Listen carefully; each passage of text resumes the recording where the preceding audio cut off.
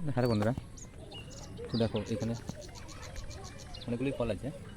তার মধ্যে দেখো এটা একটু বেশি লালচে টাইপের হয়ে গেছে, এটা দুদিন লাগবে পুরো পুরো লাল হয়ে যাবে, লাল হতে শুরু করে দিয়েছে। এখন দেখো এটা এখন পুরো সবুজ আছে, এর নিচেটা এটা একটু লালচে টাইপের হয়ে গেছে, হালকা লালচে এসেছে এর মধ্যে।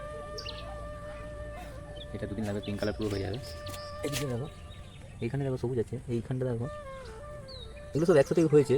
তো এইটা আজকে লালচে টাইপের ধরলো, এটাও কালকের মধ্যে এটা লালচে টাইপ ধরে নেবে। এইটা আর দুদিন লাগবে, এটা পুরো লাল টকটকে লাল হয়ে যাবে। ফ্যানের সাথে থাকো দেখতে পারবে। এটা দেখো কত সুন্দর কালার চলে এসেছে, এটার একদিন পর পুরো লাল মানে পিঙ্ক কালার টাইপের চলে আসবে। তার 2-3 দিন পর পেয়ে নেবো ফল। কারো যদি ফল লাগে কমেন্ট করো, কাছাকাছি থাকলে পেয়ে যাবে।